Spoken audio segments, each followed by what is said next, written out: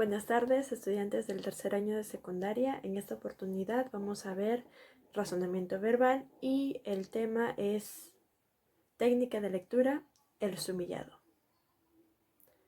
Cualquier pregunta pueden escribirlo en los comentarios o también pueden enviarme un correo al Gmail de la institución, que también lo voy a dejar en descripciones. Sin más que decir, empezamos la clase. Me imagino que en algún momento habrás hecho un collage de imágenes de tus amigos, de tus padres, de tus familiares. Y también me imagino que en cada imagen que hayas puesto habrás escrito alguna cosa que te recuerde de aquella persona. Algunos ejemplos a continuación.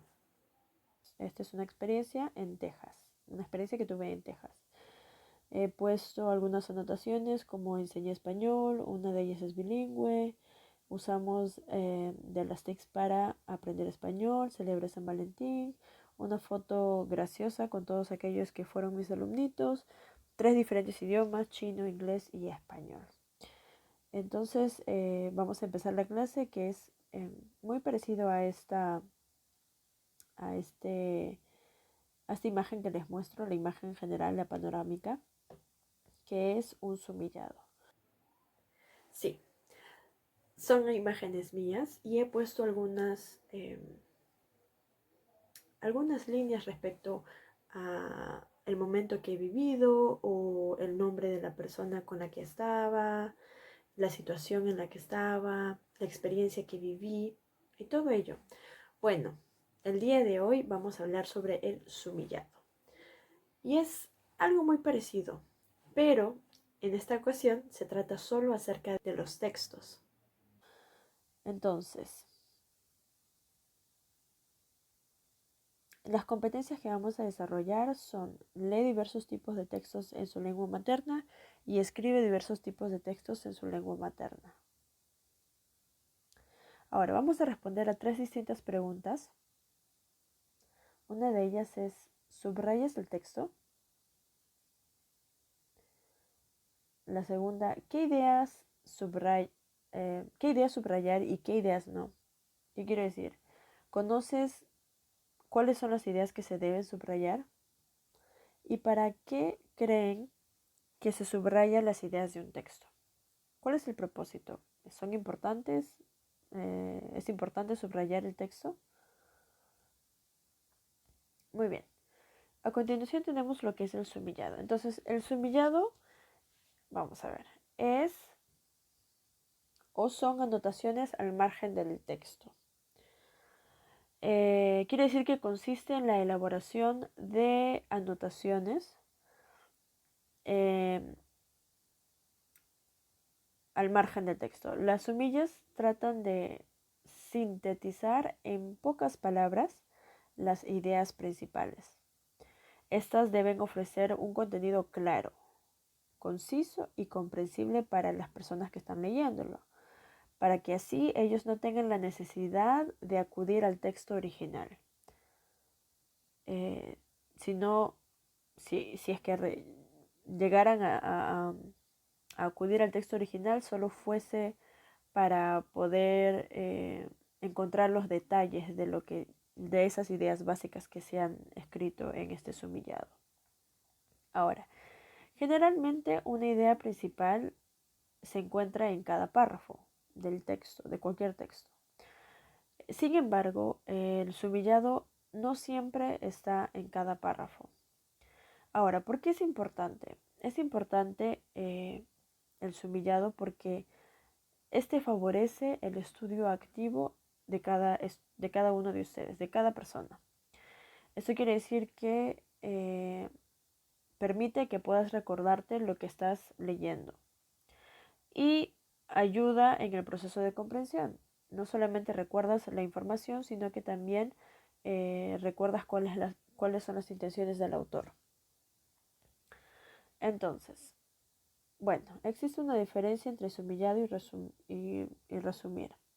Resumir es un verbo transitivo y significa reducir a términos breves y precisos o considerar tan solo y repetir abreviadamente lo esencial de un asunto o materia.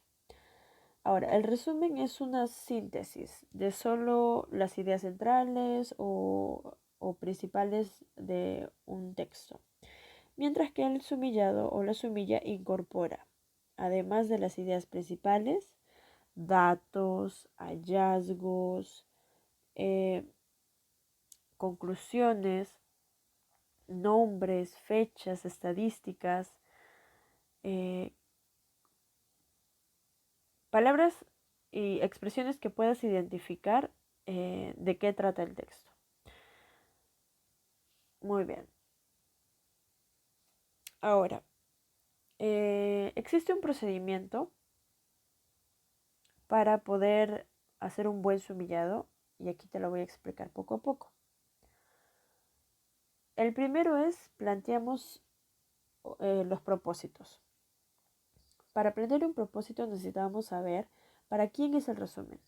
El resumen es para mí, para otra persona, y qué es lo que voy a hacer después de hacer este sumillado. ¿Por qué me servirá?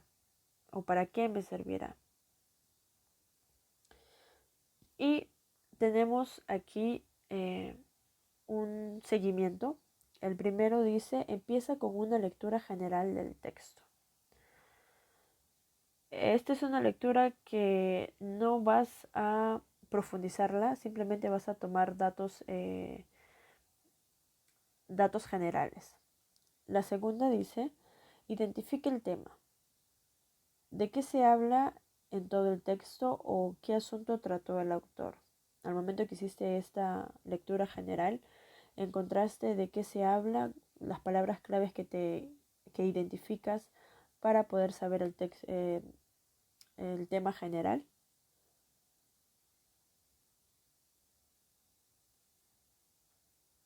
Muy bien.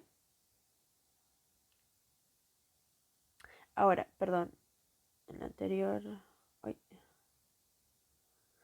Ahora, con estas preguntas vas a poder vas a poder reconocer cuál es el tema.